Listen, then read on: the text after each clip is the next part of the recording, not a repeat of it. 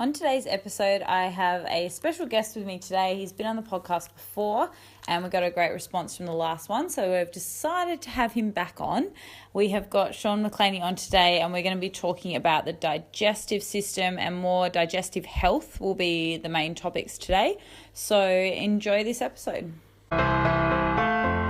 Welcome to the Breakthrough the Bullshit podcast. I am your host, Alice Round. I am pumped to have you here. We are going to really strip back all of the bullshit surrounding nutrition, training, fad diets, everything in the industry, so that we can give you education to get the best possible results. So sit back, enjoy the ride, and let's go through all this bullshit.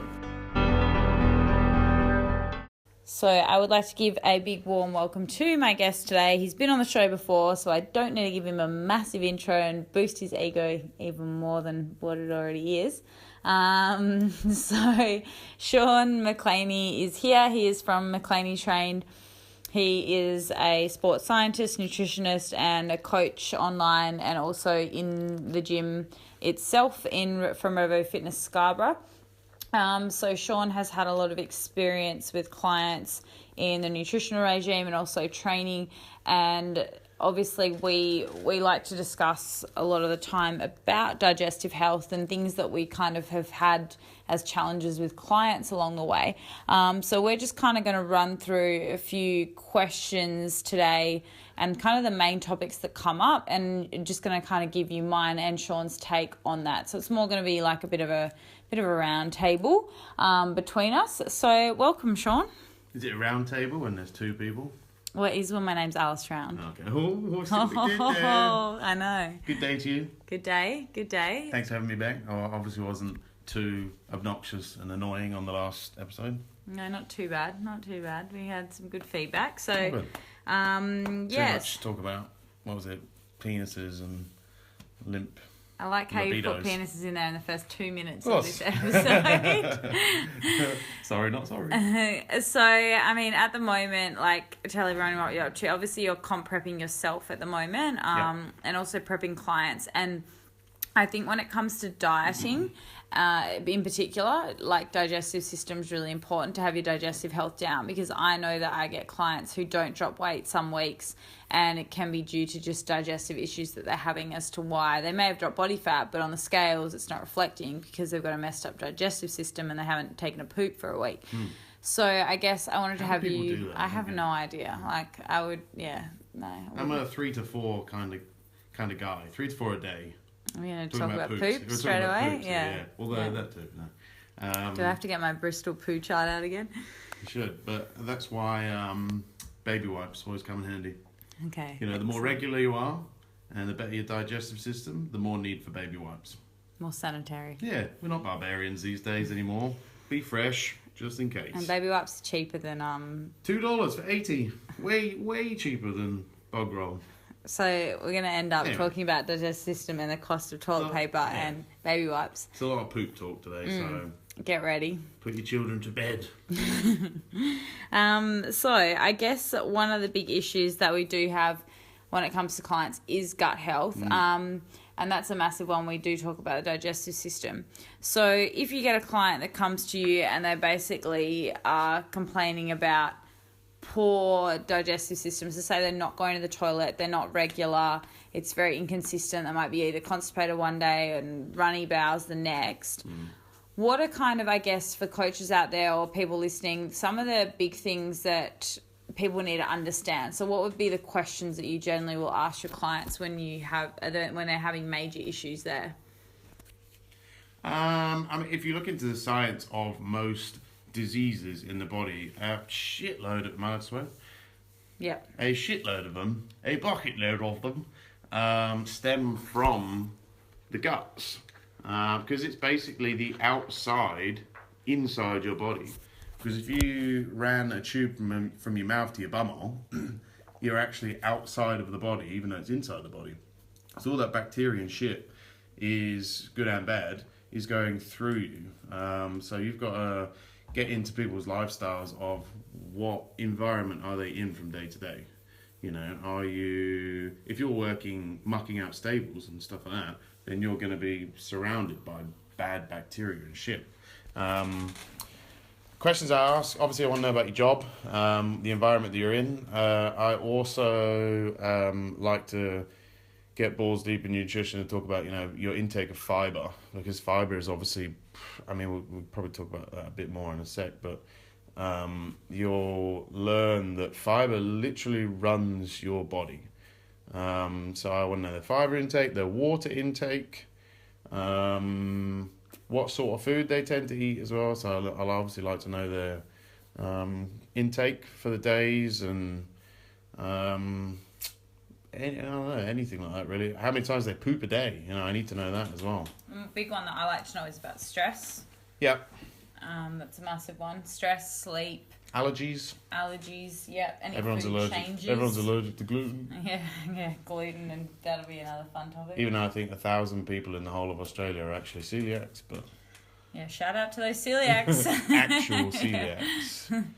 So yeah, there's some of the big ones. You pretty much covered most of the ones that I ask, and really like delving into the foods. And then a big one that I ask is also like how long they've been having these issues for, because if it's been going on for life, as opposed to say they've just had gut health issues for the last week, then we can kind of look at what foods have changed over that last week, because obviously that's been easy, a problem. Yeah. So I guess when it comes to gut health and the digestive system, there are so many things you see out there, and we're going to talk about fads and crap that's out there on the market, and you see all these detox teas and skinny shakes and de-bloat and fix this, fix your leaky gut and this and that. I guess what's your take on products out there when you get clients come to you and say, look, do you think I should try this? Do you think this will stop me being as bloated, or do you think this will help my digestive system? What's kind of your take on those products? It depends what the product is, I suppose. I can't just say they're all shit, because although they probably are.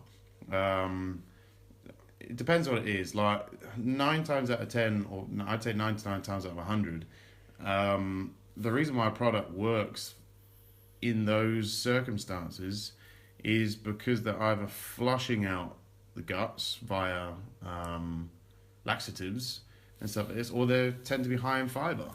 So you're just paying a shitload of money for a high fibre shake, when in fact you could just probably eat some oats and fruit, some roughage, some green veggies, some fruit, they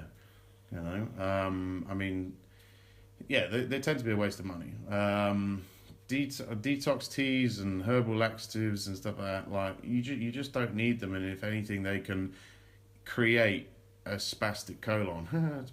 But can you explain to everyone what an actual spastic colon is? Basically a lazy digestive system. So your digestive system works through peristalsis, which is basically one muscle contracts in front of the next, in short. Kind of massages. So it's like guts, so it's basically like, like when a snake wriggles around on the floor. It's pretty much like that. So you basically, peristalsis just pushes food along your tract. So you just get very lazy muscles in the digestive tract. And if you rely on these teas and stuff, those muscles can atrophy and get very, very lazy. So you then get reliant on taking even more of them. And what can be the long-term effects of taking, like abusing laxatives and abusing diuretics and things like that long-term, like for the guts? Oh, like scar tissue, and you can completely strip the mucosal lining. You can piss off the colonocytes in your gut that they recognize everything as bad bacteria, because you've got no probiotics or anything left in your gut. And the villi get squashed down, so then a lot of people think that they're gluten intolerant, but it's just the fact that they fucked their villi up, and there's all these negative things. And that's the same with, like, obviously we don't want to delve into that today, but same with eating disorders and bulimia, that causes massive issues to the digestive system. And that in combination with taking teas, taking laxatives, abusing these things just cause havoc on the guts. And then you've got to do, and we're not talking like it's going to be fixed in a few days, like it could take years to get your guts back to normal. If months, you do it right, I'd say months, depending on the length of the damage. Like if someone's had like bulimia for 3-4 years, like they're going to have, or they've been abusing laxatives for a few years, there's going to be longer term effects. So I guess what would you do if there is someone out there listening and they've been on certain products that have had these ingredients in them, and I'll probably get in trouble for this, but it's a freedom of speech podcast, so I can talk about products. But isogenics is a big one that we get talked about a lot. So we're going to talk about it and not, rip it to pieces, but basically the key ingredients in some of their shakes is dandelion and fibre, and basically things that, like we said before, it's just a very expensive product that will make you go to the toilet. Pretty much. I know their cleanse shakes are pretty much that. So, like, all we're saying is these products are very, very expensive when you could do the same thing from blending up fruit and greens and actual food into a smoothie, and it wouldn't have a negative effect on your gut because you're not overusing these things in your diet. But do you remember when we got some, we'll call it free, isogenics, and I was eating those bars. Oh, yeah, the isoline bars. The isoline bars, because they were free. It made me feel like crap. Like it screwed my digestive system just because everything just went like really sticky in my guts. I think it had some additives in the cocoa. They still had artificial ingredients in them. It's GMOs, isn't it? So there's a lot of GMOs. I think it's a lot soy based or something. A lot of soy. There's like soy lecithin and stuff like that. So I'm pretty lucky I didn't get any gyno. My gains, my nipples. But yeah, it's one of those things that it can be hard to recover from. So I guess, what are your top tips for someone that is trying to recover, like a weakened or abused digestive tract? Say there've been someone that has abused laxatives or has abused these skinny teas or shakes and pills and potions that help with that. What would be your kind of go-to tips for them? Well, literally what I do with every single client that I ever work with now is the first thing you need to do is get your gut working first. And this isn't just a coincidence that we're talking about this. It's literally number one. I actually spoke to a client tonight, an Irishman, and an Irishman. That makes no sense. Richie. He coincidentally, honestly, brought up. He said, "I've been having gut problems." Now I think about it, for years. Yeah, some people don't realise it. No, and I've literally only been working with him for 1 week, and he just can't believe how much better his guts feel, and how simple it was. It was pretty funny listening to him trying to say the word sauerkraut in an Irish accent. He's like, "You think sauerkraut?" He's like, "Sauerkraut?" I like when he was trying to go ask for it at IGA, and they're looking at him like, "Hey, need a jar of sauerkraut?" He's like, "They didn't sell it there." I was like, "I'm pretty sure they did. They just didn't have a fucking clue what you're saying." But yeah, first thing we do is get your guts working straight away. But if you've been on this for years, then going cold turkey isn't always a good thing. So sometimes it might be a case if you've abused laxatives and diuretics. It's like going from no fibre to a high fibre diet. Exactly, you'll just get blocked up. And if your colon is a bit lazy and sluggish, then basically anything extreme to the guts is a bad thing. Yeah, on either sides of the spectrum. And some teas aren't bad, so you can use certain teas. It's just the amount you use. Yeah, like senna tea, for example, isn't that bad, but if you abuse it, then same with dandelion. Dandelion as well. One a day. Because it's got no caffeine. It's caffeine free, isn't it? I think so. Yeah. Yeah. My mum has it like one a day because it's got other benefits of antioxidants. Yeah. So there's nothing wrong with that, and that's what we're saying. But we're just saying these things abused in extremes is when you run into problems. Yeah. So what I guess are the first steps to re-healing the guts? Obviously, it's going to be individually sensitive. Yeah. But what are kind of the main things that you would put into place? Literally eating enough fruit and veg. Like, do you want a little bit of science? Yeah. Do it. Give it to them. A balls deep in science.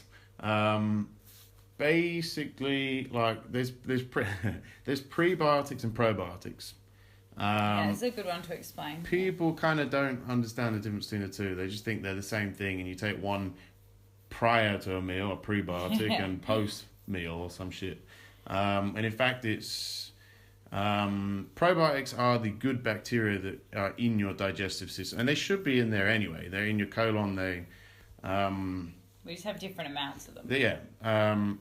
And the prebiotics are what feed the probiotics. So, which are in food. Which are in food, exactly. And basically the probiotics break down the prebiotics and then make butyrate, which is a short-chain fatty acid.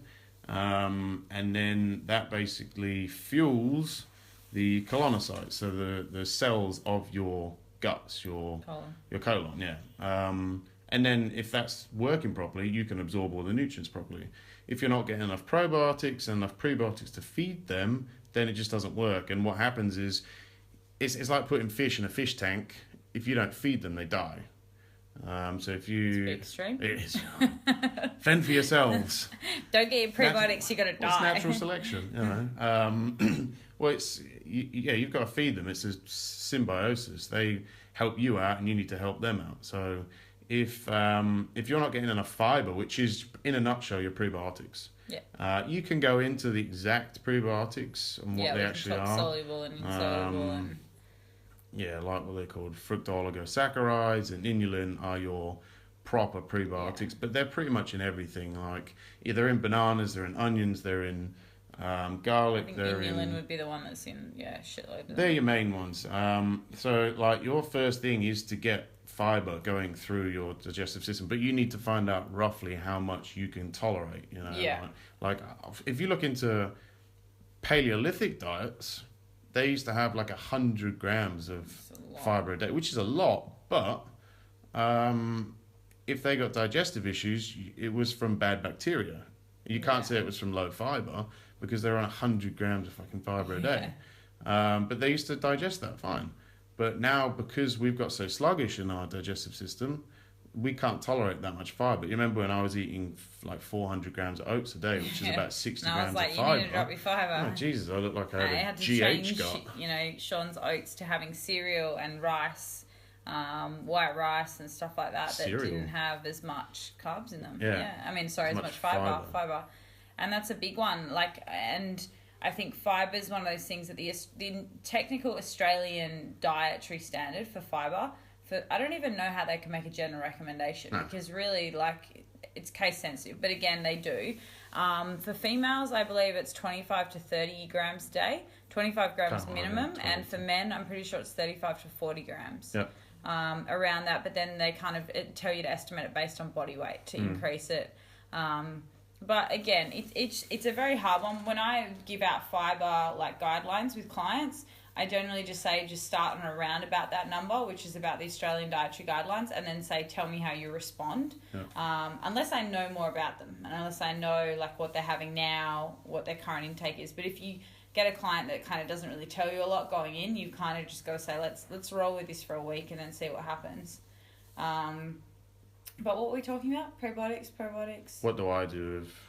Oh yeah, so you tell them to eat more fruit and veg. Yeah, and it is that simple. I mean, I think people overcomplicate this shit out of this. And they're afraid of fruit because they watch that stupid fucking... They're afraid of carbs. Sugar movie. Well, I find that with a lot of my females, they're just not eating enough carbs. That's the simple fact. Yeah. They come to me and they're no one knows how to use super them. low carbs. They're not on any whole grains because they see that as like bad carbs. Yeah. And so they're basically, their carb intake is like maybe sweet potato, maybe a few oats. They don't eat fruit. They don't eat rice. They don't eat like quinoa. They don't eat whole grain bread. Like all of these sort of things that actually work really well on the guts. Obviously, if you're not gluten intolerant, but there's a lot of options out there that people forget are carbs. Like they label carbs so badly, but they're really awesome for your gut. 'Cause I know when I did keto for like 12 weeks years ago, my digestive system was a mess. Like I came out of that and it was just a nightmare. Because I've figured out now that my body needs, certain types of carbohydrates, certain types of fibre. But determining that's hard. It doesn't happen overnight. And I think this is what people forget and why I friggin' hate meal plans for clients sometimes, because sometimes you just don't know what's going to work for one person. They've got to kind of trial and error things themselves in their day and see how they feel. So what's the other ones that you would do, obviously, besides just increasing fruit and veg intake if it's low for them? Well, I mean, if it's the opposite and they're blocked up, then it's obviously water intake as well. And again, a very simple, like I don't know how many clients I've fixed from just drink more water. Just drink more water, and I just can't believe when I say how much water do you drink, and they say, I don't actually drink any. 1 cup a day. Like, oh, yeah, 1 cup, and it's like Jesus, like. And then you start training them and you smash them and they drink a litre just in their training session. And then they already feel better. But Yeah, that's a really easy one. But What about water's relation to salt? I mean, I'm not going to go into milligrams of salt and sodium and blah blah blah. But do you think that assists digestion if their salt's really low and their water intake is low as well? Do you encourage them to bring their salt up with their water, or you're not as fussed about that? I wouldn't. I mean, eventually, yeah. If they're training like crazy, yeah. I actually think that a lot of people don't eat nearly enough salt anymore, because everyone's now afraid of it. And I think there's the whole correlation and causation argument when it comes to sodium. Like, Jesus, how much sodium do you have a day? So much. Yeah. I'm like a salt fiend. Yeah. If I don't have I'd say 2,000 milligrams, I get a headache. Not minimum. You have that in your sauces a day. Yeah. But I also drink a lot of water. But you drink shitload of water. So I'm the same. If I have a lot of salt and I don't drink enough water, then I get headaches too. So it's that balance of salt and water for me. Yeah, I'd agree with that. And then obviously, I sweat a lot. We're really sweaty people when we train, so we're excreting a lot of salt. And it's been hot, and we walk the dogs and little things like that day to day. How many litres of water do you think a day? Probably 4 minimum, 4 to 5. And that's what some clients would have in a water loading week of comp prep. Even just a weekly intake. A normal person in a week. Yeah, I think we're recording this at night. I think I'm on to my 4th bottle for the day. Yeah. And then I also had some branch chains for training, so that's probably another litre. Yeah. So yeah. But you get a litre. So if it's a massive leg session, there's no reason why I can't get 2 litres in just training. But that's just replenishing what you're sweating out. That's it. I did cardio and train today, so now I'm even more thirsty and probably will hit 5 litres today. Thirsty girl. But yeah, water's a massive one. All right, so water, fruit, veg. Yeah, I mean, if you're talking of actual recovery, then we need to look into potential. I mean, there's lots of things you can use. Probiotics don't necessarily need to come in the form of a capsule. Yeah. There are some really good ones out there that give you all different variety of strains. I don't think a lot of them are actually high enough in probiotics. Even though it sounds a lot, there's a lot of them out there say 1 billion bacteria or bacterium per capsule, and 1 billion is actually not a lot when you consider that a jar of sauerkraut has trillions in, so if you're having a tablespoon of sauerkraut, you're talking 50 billion bacteria in that one portion, which evidently has pro and prebiotics because it's got the cabbage, it's got the onions, it's got the garlic. Unless you've got irritable bowel disease, then you're on the tablets. Yeah, but it depends how much you want to go into it. But irritable bowel syndrome can be an autoimmune disease, which means that you haven't really set up your internal gut flora properly because your bad bacteria are too high in comparison to your good bacteria, so your immune system is attacking itself and causing inflammation. It goes kind of hand in hand. Yes, and you look like you disagree. Well, I have IBS and I've suffered with it for years, and I'm not great on sauerkraut. I feel like I get bloated after I have it. But again, small amounts of things tend to be okay. Yeah. That's the thing. At the end of the day, if I have a tablespoon, that's completely fine. And then I've noticed that when I was having it, I had to drink a lot of water around that meal as well. It's so salty. Because you literally get cabbage and whatever else you want to put in, and just cover it in salt. Yeah, because we're going to make some, but we're far too lazy. Right, it takes weeks and gets all rank and stinky, but it's full of all of the decent probiotics. Considering how expensive it is. Yeah, it's $15 a jar. Well, if you look at it though, but it's not that expensive. And probiotics are expensive too. So the probiotics I get, I think that's maybe 60, 80 in a capsule, and that's about $40-50. It's more than that. No, I think it's about 80. I think the Inner Health. What's the one on TV? Inner Health, yeah, that's $60. For 40. It's a month, yeah. Yeah. Whereas a jar of bacteria, a jar of sauerkraut's $15, and it lasts me weeks because you use a forkful.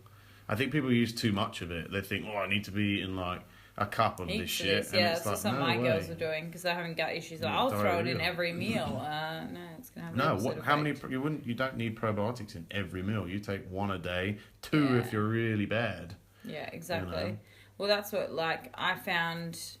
And this is something that we argued about the time of day you take them as well. because I find for me personally, if I have them before I go to bed, I found a massive difference to when I was having my probiotics. I'm talking tablets here in the morning. I feel like the reason being for me, and the reason why I do recommend that with some of my clients as well, is that obviously if you're someone with an irritable digestive system, IBS, that sort of thing, there's a lot of inflammation. I felt like when I was having it with food, it just wasn't doing anything. Yeah. But if I was having it before bed and sleeping and letting my body and guts kind of not be interfered with whilst it was kind of relining and resetting that good bacteria, I would wake up and go to the toilet in the morning, which is very irregular for me. I would normally be someone that would struggle to go every day, be every second or third day. So if you are someone that's taking it in the morning, maybe try it in the night. And if you take it in the night, try take it in the morning, maybe flip it around. I don't think there's a wrong. No. I mean, if the whole point is when you go to sleep, your bowels, that's when they're fermenting. So, your probiotics are fermenting the prebiotics to form that butyrate to basically feed your immune system, your gut cells. Makes sense to have so if you have it before bed, that's a good idea. First thing in the morning. Or first thing in the morning. But the thing I say is first thing in the morning, you have a very acidic stomach because your gut acidity is very high because you haven't been eating all night. But that's why you wake up and you're like, fuck, I'm starving. So if you are going to do that, I just say have a glass of water first. Just to kind of calm. Water with lemon juice? Yeah, you could say that, yeah. I actually have put that in a few people's time. And it just kind of calms the acidity of the stomach down a little bit. Now, that's one of my topics I actually wrote down, alkalinity versus acidity, because you see these fucking alkaline diets and acidic diets. Now, obviously, you just mentioned it, so it's obviously something that is important to talk about. But when you actually see a diet like that, can you obviously explain to everyone listening, like, what that actually means? An alkalizing diet or an alkaline what diet? alkalinity within the body is, right. Versus, and what's good and bad. What should we be having? Well, in terms of homeostasis for the body, so like a neutral, healthy environment, you should be very close to neutral, if not like ever so slightly alkaline. Yeah, we're talking pH here, guys. pH, yeah. So like 1 is very acidic, 14 is very base or alkaline. Base if you're American. 7 is neutral. So if you're like, I think it was supposed to be 7.2 or 7.2 to 7.6 or something like that. So, and they say that basically disease comes from an acidic state. So if you start to eat too many acidic foods and all this sort of stuff, then it makes you more acidic. And I don't know, the science into it is very messy in terms, like if you look at the pH. It's very hard to test. Well, something that's very, very alkaline, if you is going to burn you just as much as something that's very, very acidic. Yeah, we don't want to be on either side of the spectrum. So people, if you eat all green vegetables all day, it's not going to be fabulous for you. But the thing is, though, is it's so minute, the scale of what your food does to your blood pH and your actual body pH, that it can't really do that much. Yes, the reason why we should eat an alkaline diet is because it tends to be a lot of healthy food is on the alkaline side, and it tends to be high in fiber.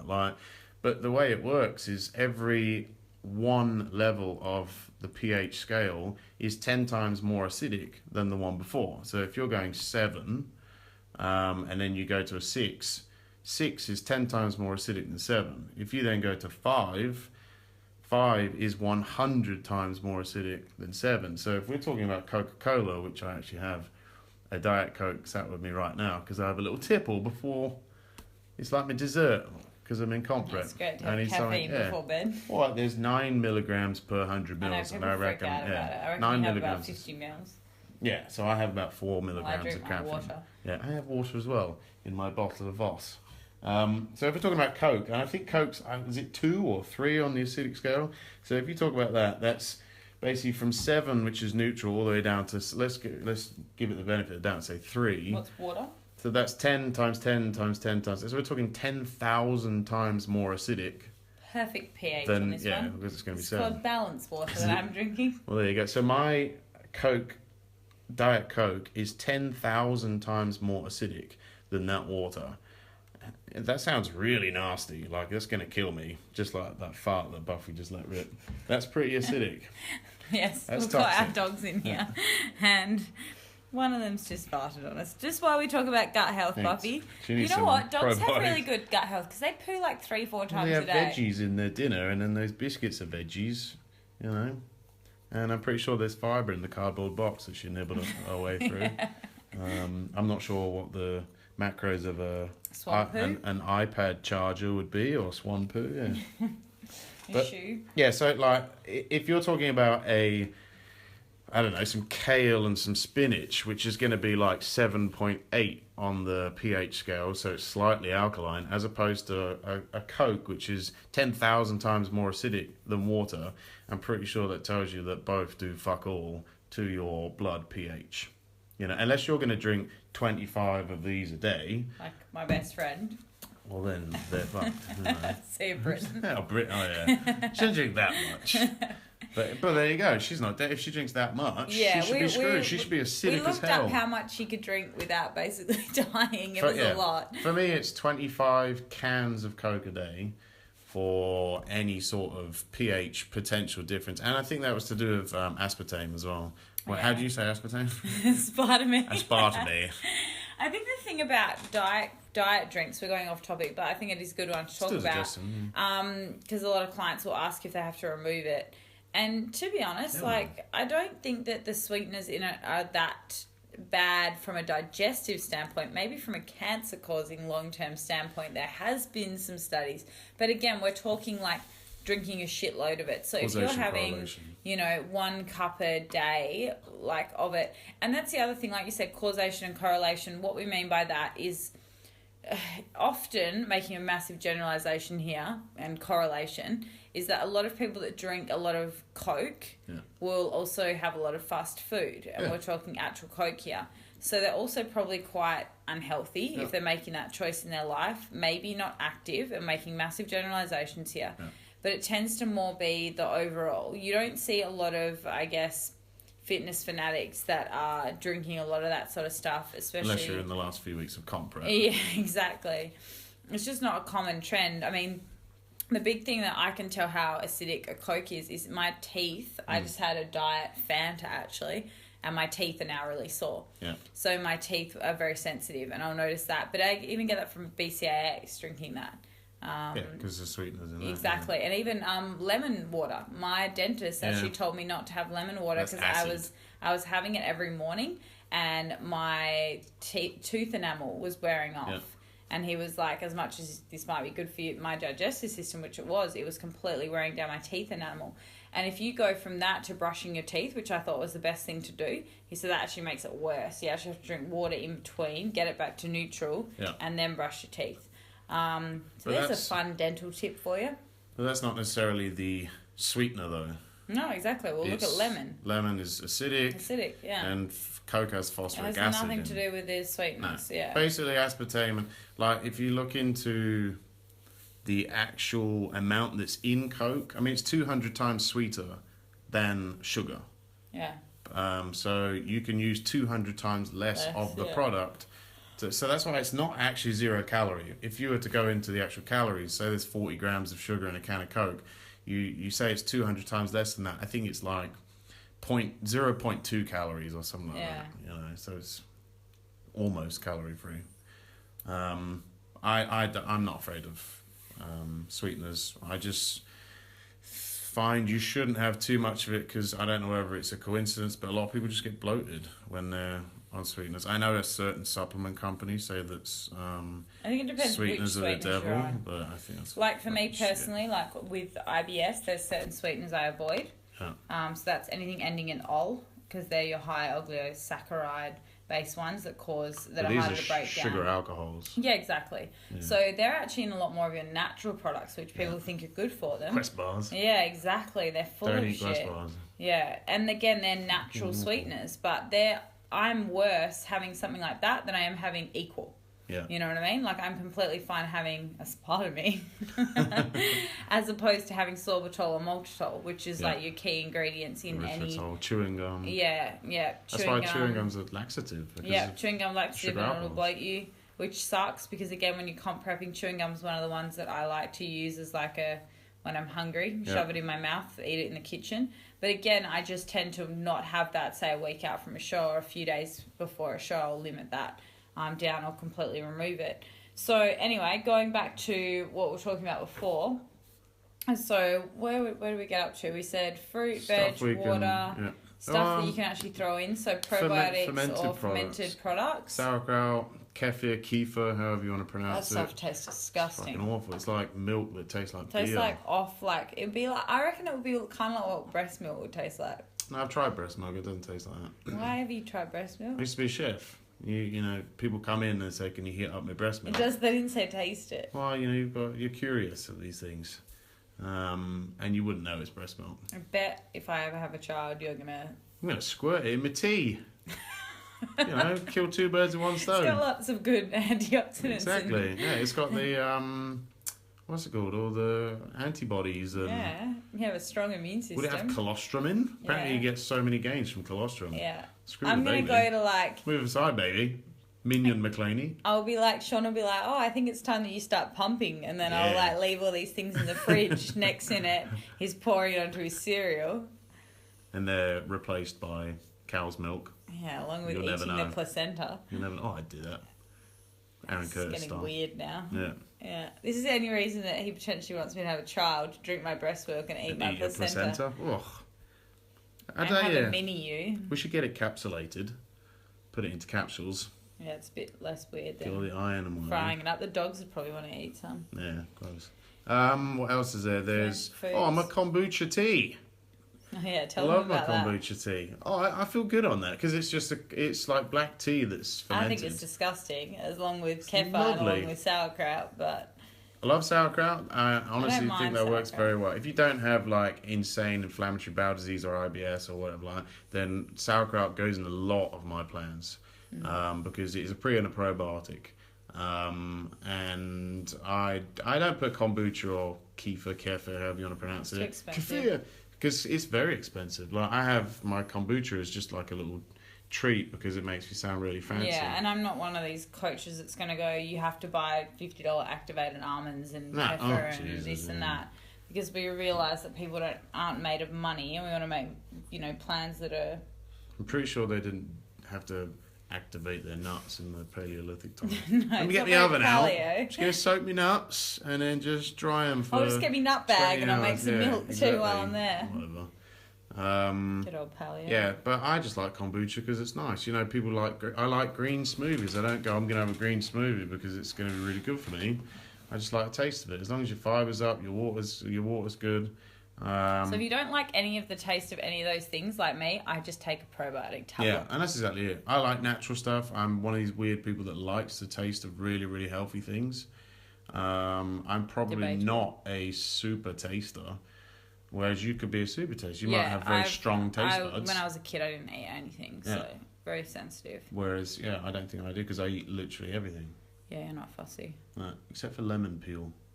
Not into lemon Why'd you peel. put them in cakes? I just don't understand that. In cakes. Just no. I Like put- fruit cake I and put stuff lemon like that. on our chickens the other night. Yeah, but you don't eat the lemon. No. That's, Yeah. yeah. It's Anyway. weird. Yeah, I think that's about it. Look after your gut flora because honestly, it's the outside inside you. So it's just Alcohol? it's so bad. Yeah, I mean, alcohol comes back to being very acidic, you know. It's nuts. But it's, If you're wanting to sort your gut health out, I tell my clients to not drink booze for Yeah, a not period of forever, time. No, but- obviously, but I had a client who was really struggling with it, and then she told me she'd been having 3 or 4 glasses of red wine on the weekend, which normally wouldn't be as much of an issue, but that had only come in for the last month, and that was when she'd been having all the issues. So I was like, well, That's an we're going easy to have cut, to take yeah. that out. But yeah, but then, like we said before, with gut health, is sometimes if you're really inflamed, it's going to take a few weeks to start to repair it. So you kind of course. just have to limit things and then slowly reintroduce them. It doesn't mean that you can't have them, but you wouldn't go, oh, I'm having a month off booze and then now I'm going to drink a bottle. It would be like, Yeah. I'm having a month off, now I'm going to have half a glass and because then you'll maybe probably a glass. wipe out all of the stuff that you've just. You'll probably get really drunk. Yeah, that would be great. I get the opposite. I think as my liver gets so clean, it takes me a lot to get drunk. You're just a big human. Thank you. Although we haven't drunk in, I can't remember the last time I had alcohol. I had a couple of beers the night before I started my prep. Yeah, so that was about 7 weeks ago. 8 weeks ago. We probably drink about... You drink a few beers occasionally. Yeah. I probably drink, like, at special events. Last time I drank my summer's wedding. Oh, yeah. You drank way more than you should have. I drank my yearly intake in one night. I am not promoting binge drinking on this show. But I think alcohol is a funny one. I have to do a whole another topic on alcohol, but I think for me personally, I just don't enjoy the taste of alcohol. So I'm not someone that, if I have the macros for it, and I encourage my clients to fit in a glass of red wine if they, if they like it, or a beer here or there. I try to steer them away from beer because I don't think it's as great digestive system wise with the yeast. But yeah, I mean, I'd rather eat food for my calories. Yeah. That's where I'm kind of at with it. Like, I'd rather have some Froyo than a bottle of red. Like, and that's your lifestyle. Exactly. Like, I mean, I know we get that not all of our clients like that. I think if you're Irish, you have to make exceptions. No, certain people just like to have a beer here and there. So there are ways you can figure it into your macros, but just you have to realise that that's where it comes down to a carb isn't a carb. There are slight differences when it comes to a carb being alcohol. Yes, you can track it and you can get your calories the same, but the inflammatory response in your guts are going to be slightly different. So alcohol isn't going to metabolize the same as you're going to digest a bowl of oats, even though they're both carbs. Yeah, exactly. So, but I think you can work it in, just don't go crazy. Yeah, that's it.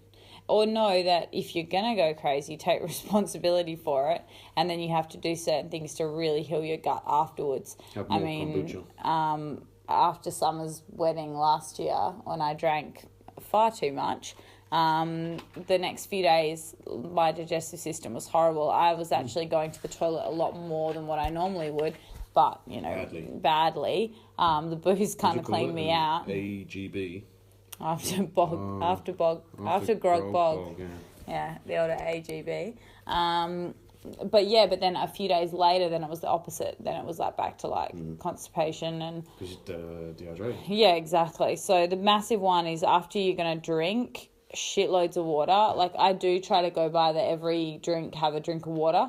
And I feel like you don't get as hungover that way as well. Hell no. So that's such a great thing. Yeah, that's a massive one. A little trick is branch chain amino acids as well. Yeah, when you get branch chains, because a lot of them have electrolytes in as well. Yeah, I used to always have Powerade when I used to have a big night as well. I have it in the morning when I wake up because it actually keeps. I think it's valine interrupts. What is it? Serotonin or something like that. So it makes you more wide awake rather than feeling really sleepy.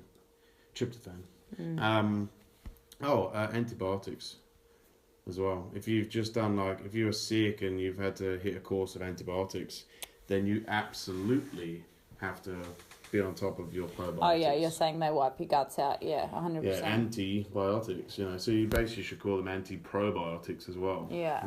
So it's you basically just killed off a lot of bad bacteria. Same with a lot of medicines. Yeah, all of them. So like your bad ones, like your E. coli, your Listeria, your Staphylococcus, blah blah blah. Food poisoning. If you have food poisoning, then you more than likely a Staphylococcus or E. coli. Then you have to be on top of your probiotics.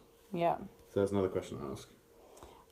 So the last question I'm going to talk about, because we could probably talk all night, but just one thing I want to touch on is I've already talked about fibre to death in other podcasts, but I do want to talk about gluten and gut health. Okay. So what is your take as a whole on people saying, should I just remove gluten? Is that going to help my guts? What is gluten? Wheat, rye and barley, for anyone listening. Anything that contains those is gluten containing. Gluten is in a shitload more things than people realise, but it's the strain of gluten. Gluten is basically it's a protein. Two proteins combined, gliadin and glutenin, and when you combine the two of them, you make gluten.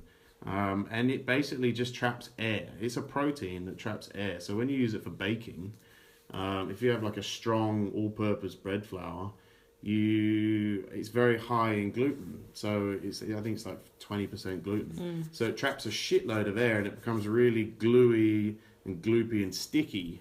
To be able to you can literally get bread dough and blow it up into a balloon. It's that strong. So that's why it's not great for your stomach, because like coming back to the isogenics, you get this like sticky, horrible shit in your gut. So that's kind of what bread does.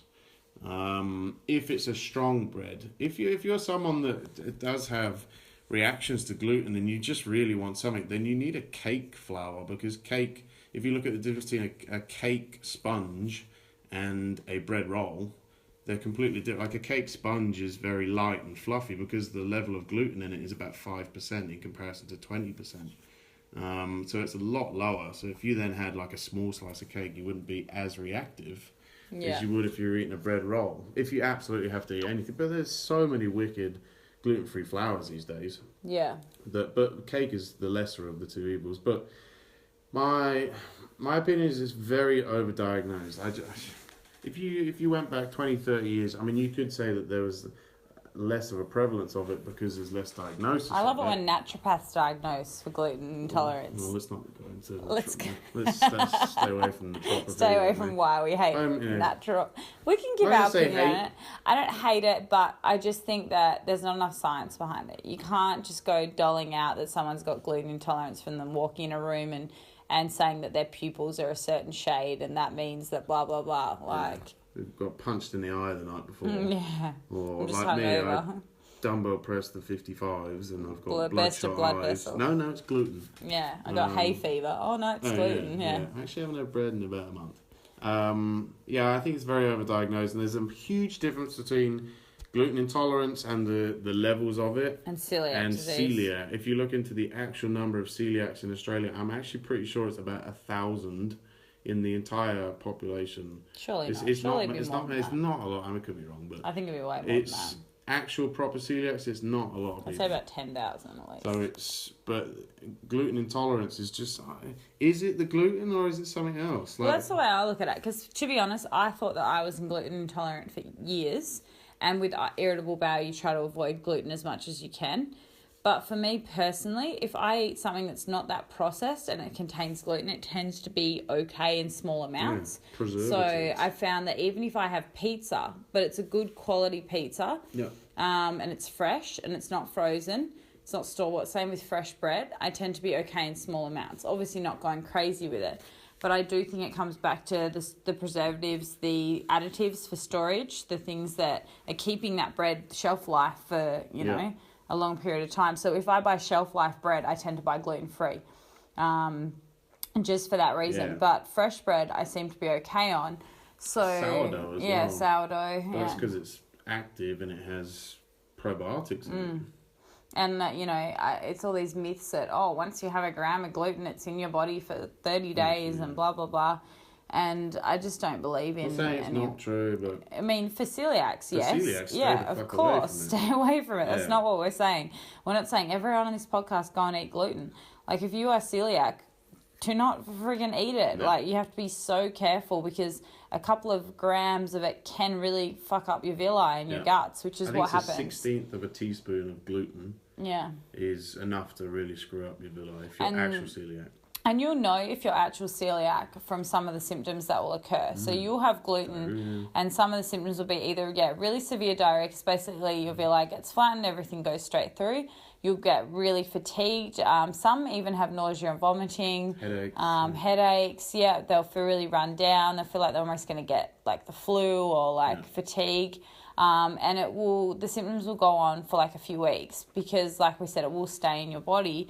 So what's basically happening is it's flattening all these little like villi. Think of them as like little hairs in your gut.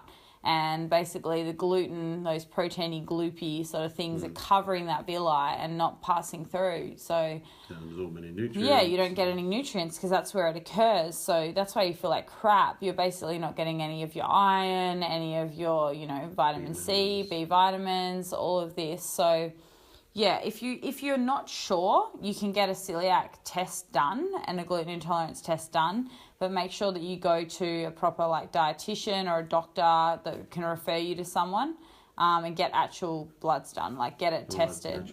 No, not a naturopath. Get some homeopathic pills. Go see old Bobby down at the homeopathic centre. So yeah, any more takes on gluten? It's a hard one. There's so much evidence pro and con. I just think it's huge fear mongering. I think a lot of businesses. You have to remember, like it's different these days because the world just revolves around money. Yeah. So you can talk absolute shit about something. Like you just look through the macronutrients. Like it was fat, and saturated fat is awful for you. And now you look at all of the bulletproof people making a shitload of money off of how good fat is for you. You know, coconut oil and grass-fed butter and all this stuff like that. And then all of a sudden, like before that, it was carbs are really good for you, and now carbs are really bad for you. And I just think that, I don't know, so someone's going through a phase of hating on bread. Maybe they're trying to bring back fats and stuff like that, and they're trying to get you away from carbs. Probably. You know, maybe the farmers aren't paying the government enough money for you to go and buy their bread and blah blah blah. I don't know, conspiracy theories. But I don't think you need to be. I think what it is it's a case of reintroduction through being progressive with it. And the other thing is, like, to be honest, like, I don't aim all the time to eat gluten-free diet, but most of the shit that I eat on the daily doesn't contain gluten. No. Because it's just the foods. The only thing that we probably eat that has gluten in is maybe a bit of cereal.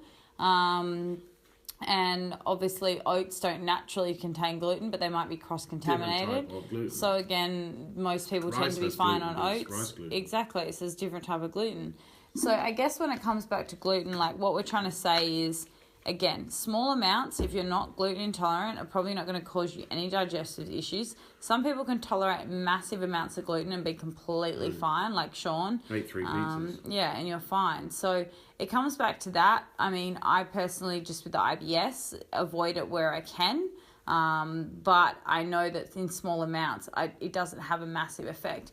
And generally speaking, if I have something that has a lot of gluten in it, it's probably something that's also quite processed and has other crap in there. Exactly. So you have it once a week, rather than if you were to have it every day, then of course it's going to fuck you up. Yeah, or and you have portion sizes. Well, if I'm going to eat a whole pizza, I'll try to get a gluten-free base because I know that having something as big as a whole pizza is going to mess me up. So it's all about coming back to, I guess, you and your individual requirements. So when it comes to, gut health and all of this, what will be your kind of summary of little recommendations to people if they're not sure what's going on? Food diary. Mm-hmm. Enter it all into MyFitnessPal and get all of your entries correct. And I would honestly look at your fibre intake for the day. You might be too high. Like when we did mine, I was 120 grams a day. And I honestly looked like I was using growth hormone and, I had this huge gut. As soon as I cut that down to, I think I'm on about 50. You look pregnant. Yeah, I actually look pregnant. People thought that I was really fat, and then they'd see me with my top off on Alice's Snapchat. And I still got abs, but on a fat turtle gut. So I'd say, food diary, work out your fibre. Stick to, minimum 20 grams, 25 grams even, I would say, for females. Guys, it's kind of 30 grams and up, and I'd say every 1,000 calories over, 3,000, you add in an extra 10 grams of fibre to push it through. So if you're around 4,000 calories, there's no reason why you shouldn't be eating 40 grams of fibre. 5,000 calories, 50 grams of fibre. I think I was on 60 when I was on 5,000 or 6,000 calories, and 60 grams is quite nice.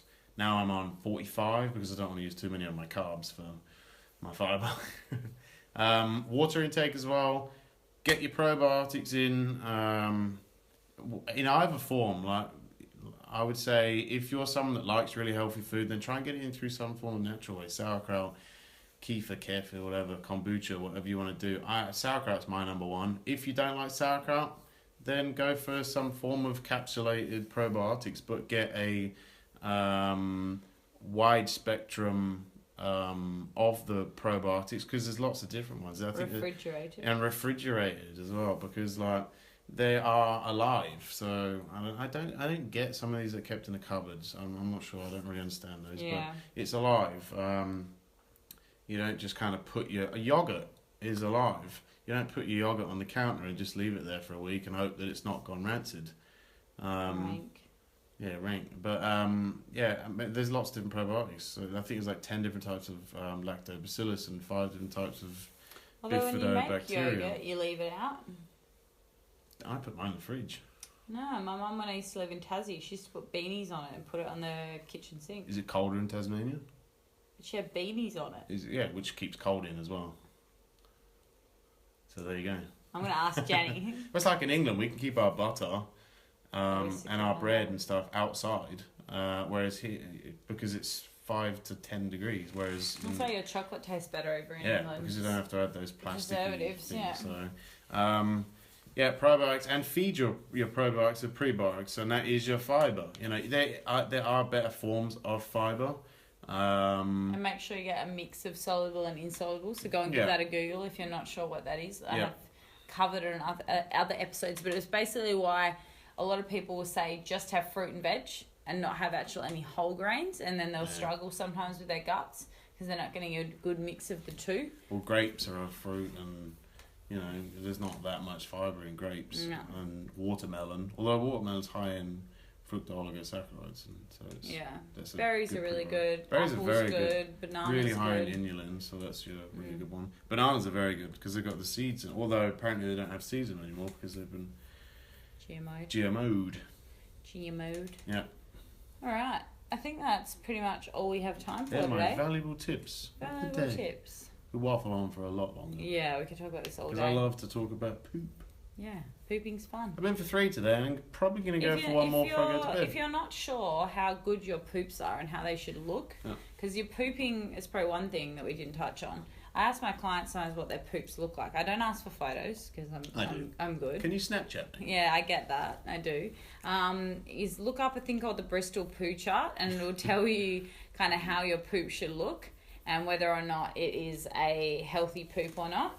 So reach into the toilet, grab a handful, then mosey on over to your laptop. With the other hand, compare it on Google Images. Or Simples. Print out a copy or take your smartphone next to your poop. Right. Sean doesn't have a smarphone. No. So anyway. When you've got a Nokia, I had a Nokia. It's no longer. That's how we do it. Anyway, guys, I will wrap up this episode before we talk all night. But if you have any questions that you want to fire at Sean about pooping, you can send them to... And Snapchat. Email?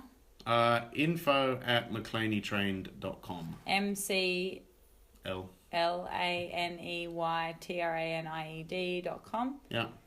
I think my Instagram is... Mate, you don't use your Instagram. 419 followers. You haven't posted anything in like 6 months. You got to give the people something to follow. Right, I'll put a picture up of my poop. Okay, excellent. So if you guys like Mclaney this podcast, Mclaney Train on Instagram, Facebook as well. And that's pretty much it, guys. So if you want any assistance with your gut health by either of us, it's obviously a topic that we're pretty passionate about. So be sure to send us an email and let me know if there's any topics that you guys would like to have Sean cover in the future. And if you've enjoyed him on the podcast, if you don't want to hear from him ever again, then let me know. Please be my friends. But thank you so much for your time today. That's all right. You're welcome. That's $100. See you. You just ruin the end of my podcast. All right, guys. I will see you in the next one. Bye. Thank you for listening to another episode of Break Through the Bullshit. If you enjoyed this podcast, I would love it if you could leave a review on iTunes. Let me know, comment what you'd love to see more of, and be sure you've also subscribed on YouTube and iTunes for updates. And if you'd like more info, then you can also add the Team Round Support Facebook page, which is available to access for all of you, and you just simply need to search for it on Facebook.